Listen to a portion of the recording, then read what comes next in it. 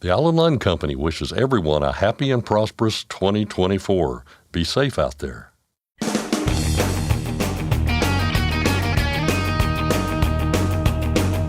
OOIDA, representing America's truckers since 1973, presents Landline Now with your host, Mark Redding. A dream delayed is not a dream denied. Trucker Robyn Roberts says that was her mantra as she pursued her dream while inside the cab of a truck.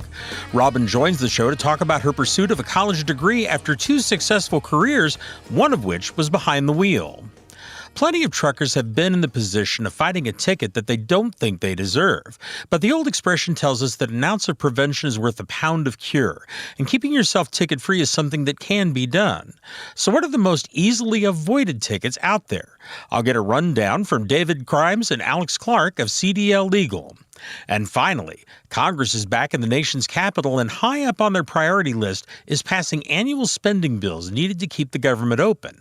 However, those bills are about far more than spending. Some important issues are on the table as well. I'll talk with Bryce Mungen of OOIDA's Washington, D.C. office. But first, the news with Scott Thompson.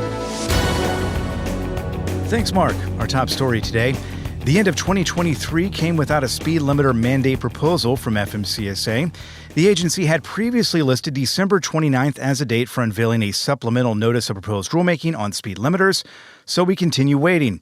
Significant rulemakings must be reviewed by the White House Office of Management and Budget before they can be published and sent out for public comment. As of the end of last week, that notice still had not been submitted to OMB. Once it is, it could be weeks or even months before more information is released. For instance, a previous speed limiter proposal was under review for 15 months before hitting the Federal Register. Truck drivers voiced strong opposition to the 2022 advance notice of proposed rulemaking. Some 15,000 comments were submitted to FMCSA, the majority from truckers who expressed concerns about speed differentials, increased stress, and an inability to accelerate to avoid dangerous situations. The U.S. Department of Transportation has announced the 2024 rates for random drug and alcohol testing. They're staying the same across the board. FMCSA's 2024 random drug testing rate remains at 50%. The random alcohol testing rate is 10%. And since the rates didn't change, FMCSA is not required to publish a notice on the Federal Register. The last time the rates changed, 2020. Members of the Truck Leasing Task Force will meet again later this month. It'll be the group's third time coming together. The Federal Motor Carrier Safety Administration says the January 18th meeting will focus on the ways inequitable lease purchase agreements affect the maintenance of a vehicle. FMCSA also plans to deliver an ethics presentation to the task force members. The Truck Leasing Task Force was created to prevent predatory lease purchase agreements in the trucking industry. During their second meeting in October, members talked about whether the lease purchase agreement model was even worth saving. Paul Cullen Jr. of the Cullen Law Firm led the charge. Without having to get into the nitty-gritty of what we're doing here is trying to think of ways to address the specific little ways in which the carriers use their agreements and their relationship to, to enrich themselves and churn through drivers, just release that truck over and over. Why is this a system we should save? What is the benefit here that we should save? I've not heard anybody give that point of view. And if we do if we do want to invite carriers who have lease programs to meet with us, I'm sure they may be more willing than the bad lease purchase program carriers, more willing to provide the accounting level data that we learned earlier that we should be asking for. And I'm sure that they would look upon the bad actors who are their competitors and may provide a very particular critique of why their programs are deficient and what they do better to make their program more successful. But we haven't heard any of that. No one suggested that this is this is a type of relationship that's worth saving. The upcoming meeting on January 18th will be open to the public virtually. Advanced registration is required. We've got a link with more details on our website, landline.media. Meanwhile, the Department of Transportation has launched another new advisory committee. It's called the Transforming Transportation Advisory Committee. Made up of more than 24 members from a variety of fields, the committee will provide advice to the USDOT and the Secretary of Transportation about plans and approaches for transportation innovation. That includes automation and cybersecurity. The committee's first meeting is set for January 18th. The spot market ended the year on a down note. DAT says the number of loads dropped by about 18% last week. And while a decrease was to be expected because of the short holiday week, DAT's senior product manager Robert Rouse said it was one of the slowest Decembers on the spot market in the last 7 years. One thing that we found interesting was large truckload carrier tender acceptance rates were at about 95%, which is extraordinarily high for this time of year. Normally, we would expect somewhere around 80% acceptance rates. And that's suggesting that there are far fewer loads dropping through the routing guides into the spot market, which is one reason why we're seeing less loads in the spot market at this moment. Overall, however, Rouse said there were some bright spots last week, such as load-to-truck ratios increasing for all three equipment types. While this is really a good indicator most of the time, this market indicator is influenced by the large number of trucks that were not in the market last week, mostly due to the holidays. And while load-to-truck ratios were all increased, when we look at multiple market factors, the spot market is still pretty soft as we move into the new year, and hopefully start to see stuff kick back up January, February. We'll have a full recap of the spot market conditions with Robert Rouse on tomorrow's program, including the Florida market that is yielding strong loads to start the new year. In Illinois, trucking companies facing a proposed class action lawsuit for allegedly misclassifying its independent contractor drivers. Last month, a driver for Direct Trucking, which does business as Spark Transport, filed a lawsuit against the company, accusing it of illegally deducting wages from independent contractors. The plaintiff claims Spark Transport had complete control of its drivers' operations, despite them being hired as independent contractors. The lawsuit seeks class action status for more than 100 drivers who were in a similar situation. More than 1,300 Freightliners are getting the recall treatment over a transmission problem. The National Highway Traffic Safety Administration says it's over vehicle rollaway concerns. Wind shifted into park affected M2 business class vehicles model year 2024 will actually be in neutral. Daimler is currently working on a solution. Owner notification letters will be mailed out next month. If you have a concern in the meantime, contact your dealer. A North Carolina truck stop was destroyed in a fire early Tuesday morning. The Shelby Star reports that the Kings Mountain Truck Plaza off Interstate 85 is a complete loss. 8 fire departments responded to the scene. It took them about 2 hours to get the blaze under control. 1 firefighter suffered minor injuries. The cause is under investigation. And finally, a long-haul trucker is being reunited with his feline companion, who took off at a truck stop in Nevada near the end of November. Cowboy State Daily reports that Chad McIntyre had been traveling for more than a month when Tyler, his cat, somehow managed to escape. Tyler next showed up 5 days later, nearly 700 miles away, at the Rock Springs Flying J truck stop in Wyoming. No one knows how he got there, but since Tyler was microchipped, he'll soon be reunited with Chad and taken back home to Illinois, and hopefully he'll stick around this time. That's Landline Now News for today. I'm Scott Thompson. Thanks, Scott. Next, I'll talk with trucker Robyn Roberts about pursuing her dream of getting a college degree while out on the road. And we'll hear about the most easily avoided tickets from David Grimes and Alex Clark of CDL Legal. We'll be back in just a moment with more of the program. I'm Mark Reddick, and this is Landline Now. Thanks for listening. Be sure to like and subscribe. If you want more content, go to landline.media to get updated news, information, and archived editions of our show. Once again, that's landline.media. Are you tired of the IRS following you around like a dark cloud? Call 888-557-4020 and get your life back. Control your toll costs and eliminate tolling headaches with Prepass Tolls. Prepass Tolls means toll volume discounts. Just one invoice for all tolls and fewer violations. Call 877-878-5970 or go to prepass.com. It's tested and proven. Burn 2.1% less fuel when you balance all wheel ends with Centromatic. Call 800-523-8473 to get the OOIDA discount. Landline Now. Welcome back. A dream delayed is not a dream denied. Trucker Robyn Roberts says that was her mantra as she pursued her dream inside the cab of a truck. Her dream was to go to law school, and it was something she pursued earlier in her life. But her life took a little different path between points A and B. First, a little about Robyn. After graduating high school back in 1977, she went to Howard University with the goal of becoming a lawyer.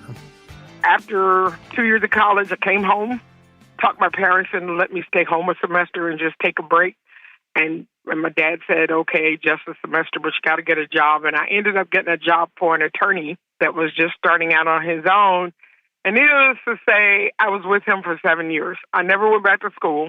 Eventually, Robyn worked for 29 years in the legal field. During that time, she and her husband, Tim, raised 8 children while he was out on the road behind the wheel of a truck. Fast forward to 2008.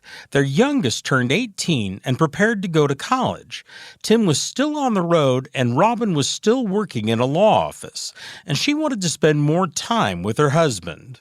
I kept saying, why don't you spend more time at home, come home. And, of course, he had just become an owner-operator, and he bought his own truck in 2005. He was like, I can't. I can't spend more time home with you. So I got this grand idea of, if the mountain won't come to Muhammad will go to the mountain kind of scenario. That's when Robyn went across the street from the law office where she worked and looked into a course to get her CDL. She took an intensive course and soon afterward qualified for the license. I passed and got my CDL. Tim was my trainer on the company that he was contracted to, and in September of 2008 began my journey as a team driver with my husband. It was a trying experience, I have to say, but it was worth it in the long run. I do enjoy trucking. We've been in every state in the United States, and I not only get to drive across the highways and the byways and, deliver stuff, we get to stop. Those stops often include visiting their 8 children, 33 grandchildren, and 12 great-grandchildren who are spread across the country, as Robyn says, from Las Vegas to Wisconsin and Connecticut to Georgia. Even those vacations when they aren't visiting family, they go somewhere they can park the truck so afterward they can get back into the rig and get back to hauling freight. A few years ago, she was having a conversation with one of her grandsons, Malachi, encouraging him to go to college after high school. I was having an intense conversation with him about the importance of going to college. And he quickly said to me, well, Grandma, you and Papa have a good job driving a truck, and you're in trucking, and you didn't finish college, and why do I have to go to college? And I again told him, it wasn't easy just to, get in a truck and be a truck driver. And yes, it is a good living. We enjoy the living we make, but you should always try to expand your education. Go as far as you can in your education. And even if you do that, once you finish that, if you still want to be a trucker, go for it. So he said, but you didn't finish college. And I said, no, I didn't. And he said, well, can you go back? And I said, yeah, I could go back to school online if I wanted to. And he said, I'll tell you what, if you go back to college, I'll go to college when I finish high school. So that was the challenge that started the journey. Robyn ended up making a deal with her grandson. She would go back to school, and he would go to college. And along the way, they would have a competition to see who would end up with a higher GPA. Robyn says he did well, but she, in her words, beat the pants off him with a 3.98 GPA. So he graduated the year before I finished college, and he decided he was going to work a little, and I had to kind of remind him of our agreement. And he said, I think I want to work and do like you. So actually, in a twist of fate, he starts at the same college that I graduated from, SNHU, Southern New Hampshire University. So in 2 weeks, he will be going to the college that I just graduated from and working at the same time. That's what he wanted to do. But he promised me he would go and finish. So it all worked out in the end. That said, going to school while trucking presented some real challenges, but Robyn says she worked out a system and was able to do both. My laptop became an appendage. The nice thing about SNHU is they had a really structured course work. Like pretty much discussion boards were always due on Thursday, and your assignment, papers or projects or whatever was the assignment for the particular course was due on Sunday. So I could kind of plan my life. That didn't negate the fact that Tim and I work for Tri-State Motor Transit, which is the best high-security transportation company, I think, in my personal opinion, in America. And we carry AA&E, which is arms, ammo, and explosives. So we had that specialized rate, which entails training and concentration and extra, because you're dealing with the government and military bases, and it's a lot more than just, I don't negate trucking in any form, but you don't just pull up to a dock and pick up some groceries and go to the next place and go to the store and deliver the groceries. It entails a whole lot more other things. But it is still trucking and transportation, and, I give props to any trucker on the road I see, because trust me, I've been there. I wasn't always in AA&E, and we definitely started back picking up produce out of California and taking it to, the Midwest or, on the East Coast. So it was not easy. There were days that I knew that I had something due. And and the nice thing also about it was your assignments and your projects were due by midnight of the time zone you lived in.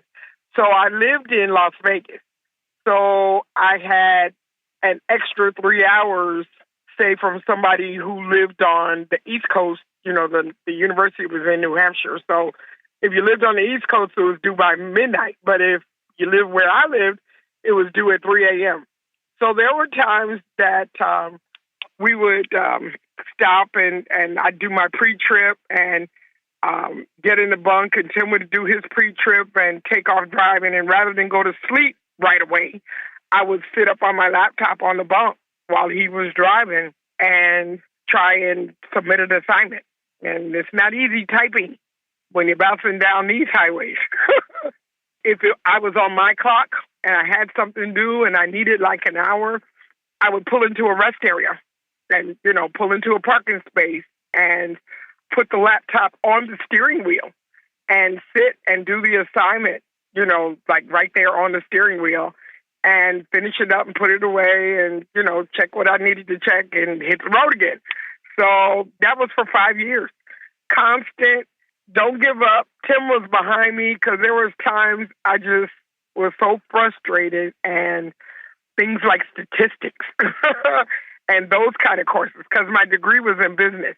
So I had to do statistics and analytical courses and those kind of things. And some of it was kind of hard. And I would be really frustrated, and Tim say, no, come on, keep on doing it. Part of what made the process workable for Robyn was the way Southern New Hampshire University structured their online courses. Each term ran for 8 weeks, and she would take one course over that 8-week time frame. Even that was a challenge during COVID shutdowns, when trucking became extremely busy, but she always found a way to work her coursework in. I didn't have to double up or try to be full-time, which is why it took me 5 years. During COVID, I was doing one course a term, and a term is 8 weeks. So every 2 months, I would do one course every 2 months. And then the next term would come up, and I'd just choose one more course. And it seemed like it was going to be forever before I finished. But when you turned around and looked back, 3 years later, I was like, wow, I'm more than halfway. I've really done this. That meant that even on vacation, she had her laptop with her and would break away from whatever they were doing to get some work done. It's been a journey. I encourage anyone who thinks that they don't have the time. Yeah, you do have the time. You just need to find the right school and the right fit. And there's always time to do what's in your heart, or what you think God called you to do, or what your dream is. Sometimes it'll take you a lot longer to get to where you want to be, but delayed is not denied. That was my mantra last year. I was like, okay, it's taking me longer. I wanted to graduate in May of this year, and I had to do 3 more courses, and I couldn't get it done. And that was my frustration, because I wanted to be finished. And I said, nope, you've been taking it step by step. Just stretch it out. And I did. I did one course a term, and it ended up being right in the last day of the 1st of November was when I conferred my degree, because the last course that I did ended at the end of October. And so November 1st, I was done, and then I graduated on November the 18th.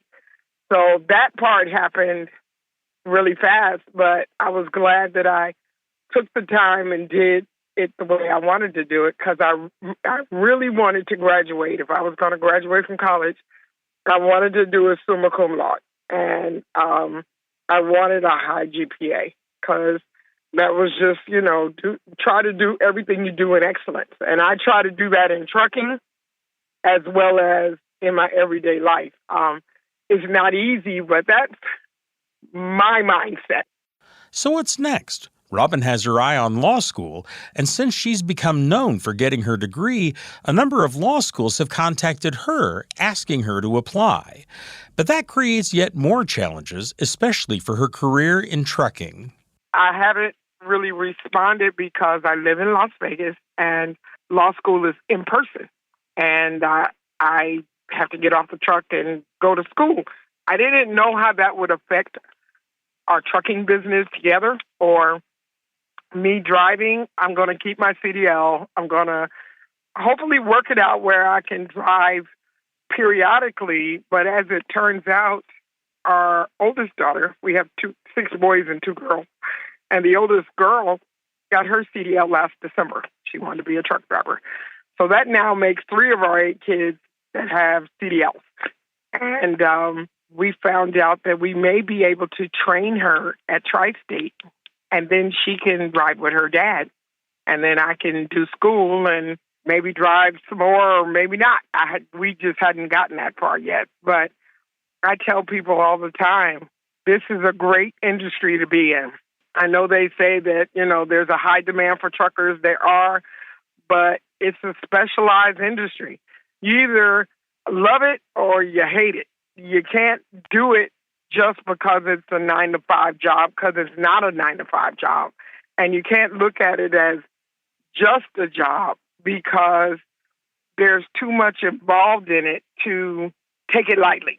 I guess that's the best way to say it. Trucking, I never thought I would ever be a truck driver. And when I got into truck in 2008, there were not a lot of ladies out here.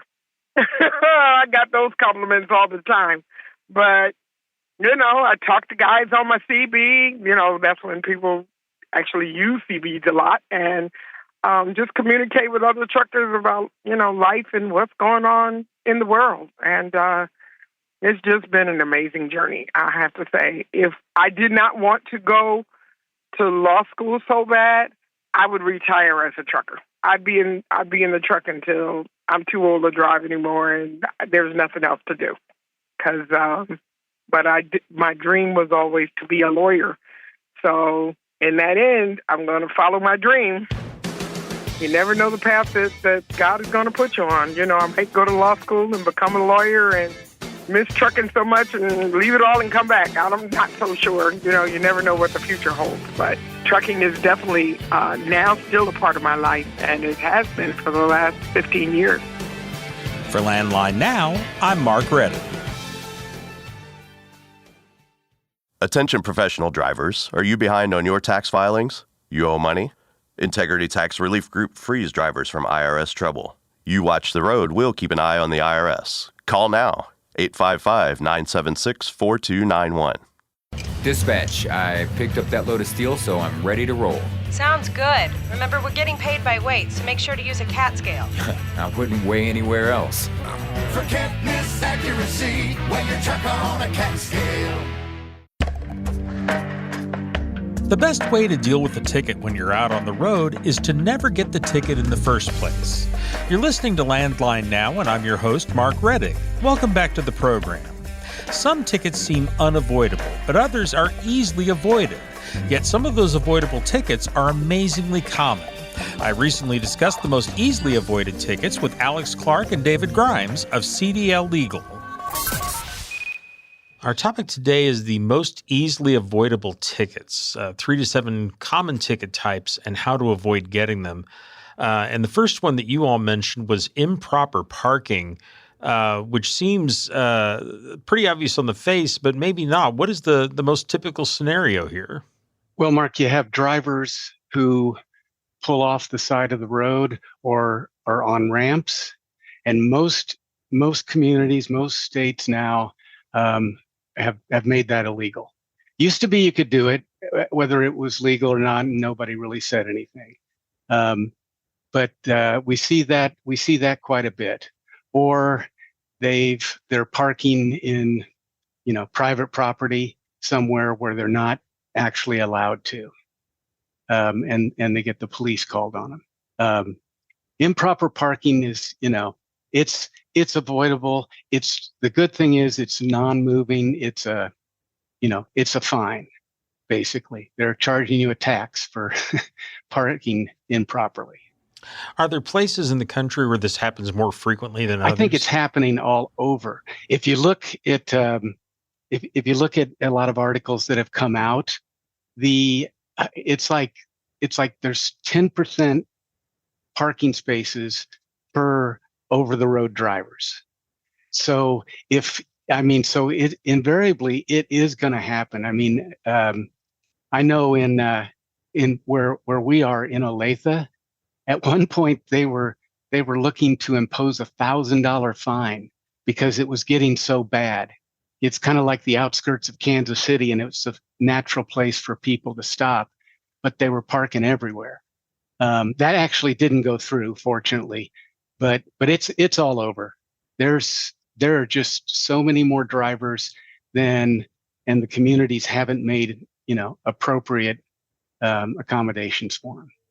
You mentioned it's a non-moving violation. How serious of a ticket is this? It's not a serious ticket. It's a nuisance. It's a fine. It can be.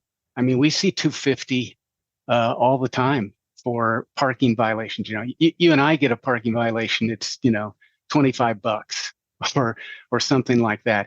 But at least this is not one of those that's going to go on your license, as we were talking before, that's going to cause a suspension. Okay. How to avoid this seems fairly obvious, but is there some trick to it that outside of just don't park in places like that? Well, the trick is that you have trucking GPS. You know your hours. So you know approximately where you're going to be. So ahead of time, you look for places on your GPS that you can park. You don't wait till you got, 7 minutes and say, oh, I got to park or I'm going to go over my hours. That's really the way. I mean, that's the only way I see to prevent it is know where you're going to park before. And then, of course, if it's all full, well, then, the game's on. Okay. The second one that you mentioned is bypassing a way station. And again, it seems fairly obvious what this refers to, but what is the most typical scenario here? Well, I mean, are people deliberately doing this, or is this erroneous? I think more often than not, the drivers just miss it. They miss the sign. Usually there are signs lit up that are telling you whether or not, the station is open. They misjudge how far they have to pass. So they get over somebody's going 50 and a 55 and they want to get around them to save that extra 3 seconds, and then they miss it. And I'm sure then there is a percentage that are just going by purposely. And so that's a bad deal, a way station. Now the officer has to chase you down if they decide to. And I can guarantee you, if they've chased you down and have to escort you back into the way station, you're going to get an inspection like nobody's business. I mean, this guy's going to spend all the time in the world because, frankly, he's angry.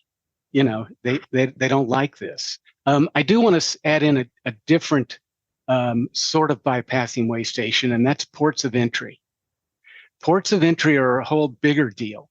You're coming into their state, and they have it's just an automatic that you go in. Everyone should know it. Everyone should see it. And if you bypass a port of entry, and especially in the western states, Nevada, Utah, California, we see a lot of this. I don't know why, but it's a misdemeanor. So it's a lot worse case. It's a lot more expensive. The attorneys have a lot more work to do. Because think about it. If in this day and age, with all our border issues and the things that we're seeing, somebody comes through and bypasses a port of entry, that's kind of like using the Rio Grande to come into the United States. So they take that very seriously. I'm curious. You said it's a misdemeanor. I mean, is this something that could potentially involve jail time? Well, I guess it depends what you have in your cargo and all that. But yeah, right. But yes, I think some of them do say up to a year in jail. But I've been doing this 12, 13 years. I've never seen anybody go to jail for this. It's just the fines are higher. The courts are less likely to help you with this. So and it just doesn't look good. I don't know. It's just dumb. Now, I realize there are times where drivers will say, well, I didn't see it, or there was a sign there, but it wasn't lit up. If you don't know, it takes you a few seconds to pull in and see nobody's there. And, because, that's one of the reasons why we say it's avoidable. Okay. Third one is inoperative lights. Talk a little bit about that. I mean, again, it seems obvious what causes this or what the typical scenario is, but I'm curious how picky they get on this. Well, think about this, particularly at night. That's really bad, and not even the headlights. But if your taillights aren't working, or on each truck at the top of front and back, they have those clearance lights. The little lights, they're like 5 across, so that people know they're coming up on a truck at night. But even during the day, turn signals, stop lamps, these are avoidable. Yes, anything can happen on the road. You're out there for 10 hours or, at some point stuff breaks. Why does it break? Because you used it. So but if you do your inspections, your pre-trip inspections, when you're getting gas, if you do, a walk around, make sure signals are on, put something on the brake, make sure the brakes lights are on. It's not completely avoidable because turn signals go out. A lamp goes out at some point, and sometimes you don't find out about it until you've been pulled over.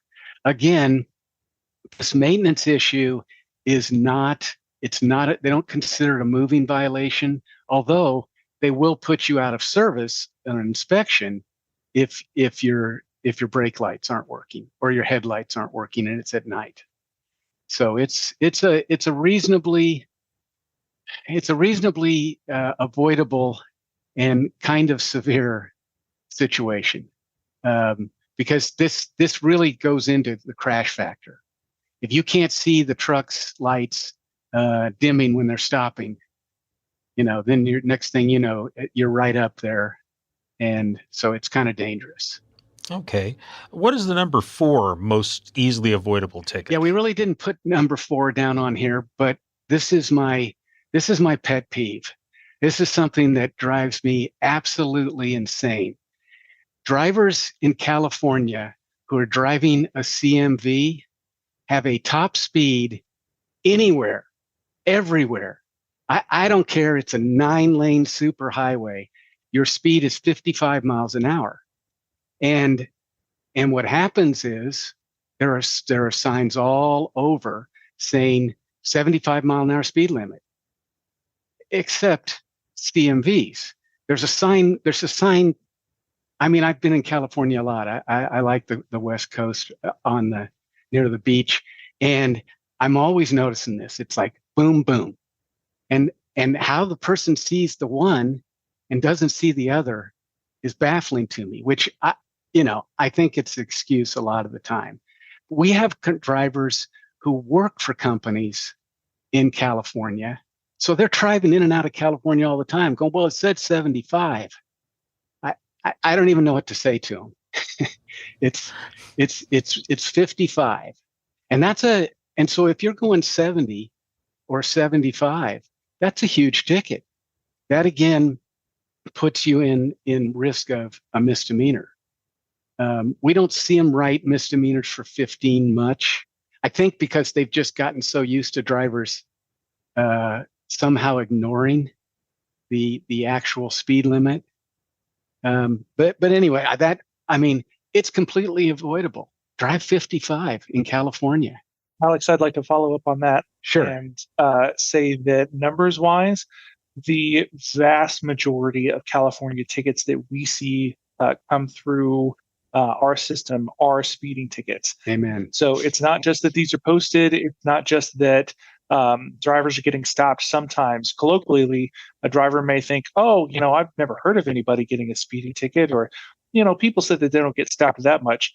But when you're standing from our perspective and you're seeing a broader scope, this is the violation that is being preferred, if you will, for officers who are stopping trucks. If you want to take a really cynical outlook and say that tickets are just so that municipalities, that this is how they're making their money. If you think about it the other way and say, okay, well, this is what the thing that's happening most, the violation that's happening the most in California and getting seen the most, it's still true. So it's a very real thing that drivers are constantly in jeopardy if they push their trucks past 55 in California. Well, is there anything else you guys want to add on this topic, or any other tickets that you want to bring up for folks? Yeah, I'll put in one more. We're seeing a ton of false log reports on inspections that are getting written tickets now. Again, avoidable. False logs. It means that you went over, or you're using PC, personal conveyance, in some outrageous way. Well, I was just trying to find parking and I had to go 150 miles toward my destination to find a place to park. It would be better for you to have just gotten a parking ticket. And so we do see that more and more and more. And it's completely avoidable. Just, have your trip planned out, know where you're going to need to end, assuming that nothing, interrupts your trip. And then you should be able to avoid those as well. I've been talking with David Grimes and Alex Clark of CDL Legal, a legal services provider for the trucking industry, about the most easily avoided tickets. You can learn more by calling CDL Legal at 913-738-4836 or by going to their website, cdllegal.com. We'll be back in just a moment with more of our program. Please stay with us through a short commercial break. I'm Mark Reddick, and this is Landline Now. Stock up on Howe's Diesel Treat, the nation's most trusted anti-gel. And to be safe from the harshest winter conditions, make sure you have Howe's Diesel Lifeline on hand, the fastest-acting gelling rescue product. Available nationwide, Howe's products are designed to keep you rolling through the toughest conditions. Visit Howe'sProducts.com. Since you started, what you've loved about trucking is the freedom. Heading out on your favorite route, a good driving song, and thinking about truck insurance. Well, maybe not that last one. That's why we're here. At OOIDA, we have a full range of truck insurance products, expert advice, and great customer service, helping you get the right coverage for your operation. Go to OOIDA.com, because your job is to drive. Our job is to help with everything else. Landline Now. Welcome back. Congress is back in the nation's capital, and high up on their priority list is passing annual spending bills needed to keep the government open. However, those bills are about far more than spending. Some important issues are on the table as well. Here to discuss what's happening and why it's important is Bryce Mungen of OOIDA's Washington, D.C. office. Bryce, how are you doing? Mark, I'm good. How about yourself? Very well, thank you. One of the things that kind of strikes me about this is a process that's supposed to have been completed by the end of September. Mm-hmm. Walk us through how we got to this point very briefly, if you would. Yeah, and so going back now to 2023, every year Congress has to pass these spending bills, and as part of that agreement, they have to agree on what are the top line spending numbers. So what's the overall amount of spending that Congress is going to allocate? So way back last year, as part of the way of kind of solving the debt limit, the debt limit that was being reached, Congress and the president came up with an agreement on these top line numbers for appropriations spending. But a lot happened last year. We know Speaker McCarthy was removed from his office. There's been a lot of other stuff going on in Congress. And some more conservative members have pushed to revisit those numbers, those top-line spending numbers that were included as part of that deal. I know that's a lot of backstory, but it's important to get to where we are now because now Congress is still trying to work through what are those top-line numbers going to be in order to figure out what are the specific spending amounts going to be for the different appropriations bills, including the Department of Transportation. Is that the only factor holding things up right now, or are there other factors at work there? Yeah, no, it's not just that. There's other issues at play, including policy riders. And, that's a fancy way of saying the different kind of, strings that are attached to funding or the different policies that are implemented through the funding measures. And so to take two examples that we're watching closely, the Department of Transportation bill has a prohibition on working on a speed limiter mandate, as well as the automatic emergency braking mandate. So basically, it's Congress saying, the funding bill would say, DOT and the specific agencies, you're not allowed to use this funding to develop these regulations. So that's something that's in the House version of the appropriations bills that we're keeping a close eye on. And, it's also important to say, too, it's not just those policy riders. There's, policies on all the different appropriations bills. So that's another issue that Congress will have to work through before they're going to have any chance of passing these bills. I know there's a separate standalone bill that would block the speed limiter mandate. And I'm wondering, why is it important to have the speed limiter mandate and the AEB provision in a spending bill as opposed to just in a standalone bill? Why is that important? Yeah, and so by having these priorities, having these policies included in a spending bill, it's really just another way to attack these regulations. And from our perspective, we're working every possible avenue. We want to make sure we're using every possible chance to stop these regulations. And so, as you mentioned, the standalone legislation on the speed limiters, that would flat out end any talk of a speed limiter mandate. A prohibition on the funding bill is a little different because it would only apply to the funds for one specific year, and so it's not as final as a bill prohibiting it outright. But it's important because it gives us another avenue to attack this, and it's also important, and this is what everyone else is thinking in D.C. who's trying to get their policies on an appropriations bill. They're thinking that this is legislation that has to pass because Congress almost always is passing a full year funding bill for the different agencies and for different programs. And so by having this included on a funding bill, that increases the chances of seeing something actually signed into law. Now, this is in the House that these provisions are attached. What about in the Senate? What's going on there? Yeah, and so unfortunately for us, those provisions are not included in the Senate bills, and that's why it's so important that we're trying to see the House move forward on their legislation. But over in the Senate too, obviously with kind of like any other bill, the House and the Senate are dependent on each other, and so the Senate right now is watching the House to see, in some ways, what they might be able to agree to. Whether it's those top line numbers or whether it's those policy riders that I talked about. So, our hope is that if the House bill passes, that gives people who have supported, gives lawmakers who have supported those policies a good negotiating position when they're trying to work out that final compromise. So if the bill passes the House with those provisions, but those provisions don't make it in the Senate, What's the next step? What's the likely outcome? It depends on how the House and Senate decide to resolve their differences between the bills. That gets back to who's in the stronger negotiating position between the House and the Senate, what kind of support there can be in those negotiations. There's a couple different ways Congress can work those out, but oftentimes it's done at pretty high levels of leadership. So, that's why we've been laying the groundwork on these policies and trying to build as much support as possible. So, we'll have to see, but, ultimately it's something that it's going to have to be something that the House and Senate agree to.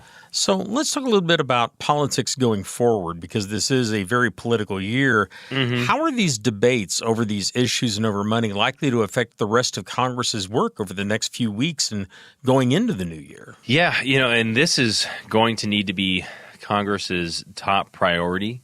The funding for the Department of Transportation and a couple other different bills runs out on January 19th. And then a few weeks later in February is when the funding for the rest of the agencies runs out. So this is something they need to get done, or those agencies are going to start shutting down. It's tough to see how this is going to be worked out. Congress, they're really back in full force next week. So you're talking about 2 weeks to iron out all of these issues. And they still seem to be pretty far apart. So I would imagine that we're going to be talking about funding and appropriations for a good couple of weeks here. It's sometimes surprising, or it's a little bit deceptive how quickly the congressional calendar can move. Because, once you're into February, March, members are already looking to the elections happening later in the year. So I think things are going to move quickly here, whether the lawmakers like it or not. But we'll have a good idea, I think, next week about where things might be heading, at least kind of in the more immediate future. Do we know what the next deadline is for Congress regarding these spending bills? I mean, when do they have to have this done now? Right. I mean, so in order to prevent a shutdown for DOT and some of the other agencies, it's going to be January 19th. And other funding bills, including defense, are February 2nd. And the other date that's lingering out there, and this gets back to the debt limit agreement, is April 30th, because as part of that debt limit agreement, they included an automatic cut to funding if Congress basically doesn't reach a full agreement on these funding bills. So that's kind of hanging out here as well. So there's a lot of moving parts. Again, I would say I'm not really sure how this is all going to shake out. I mean, certainly at some point they will get these agencies funded, but it's not 100% clear what the levels will be or how it's all going to play out. Okay. Well, Bryce, thank you very much for the information. Yes, thank you, Mark. I've been talking with Bryce Mungen of OOIDA's Washington, D.C. office. And folks, obviously a bill that would prevent speed limiters from being mandated or prevent a mandate for automatic emergency braking systems is something of very big interest to truckers out there. We urge you to make your opinions known to your members of Congress. You can call anyone who represents you in the House and Senate by dialing up the U.S. Capitol switchboard. Just provide the operator your zip code and they can connect you directly to the office of your senators and your U.S. congressman. That phone number is 202-224-3121. Thank you for joining our show today. I'm Mark Reddick, and this is Landline Now. Thanks for listening. Be sure to like and subscribe. If you want more content, go to landline.media to get updated news, information, and archived editions of our show. Once again, that's landline.media. I'm a dad, a son, a husband, wife, I'm a writer, photographer, I farm, I'm a veteran, I love old cars, fishing, my kids, Chrome, and I am a professional truck driver. And together we are OOIDA. OOIDA was founded by truckers to stand up and speak on behalf of truckers. We've done that by combining the individual voices of our members into a single, powerful voice. Protecting your interests, defending your rights. Join us! Make your voice heard. Join OOIDA. the Owner-Operator Independent Drivers Association. Call 1-800-444-5791 or visit ooida.com.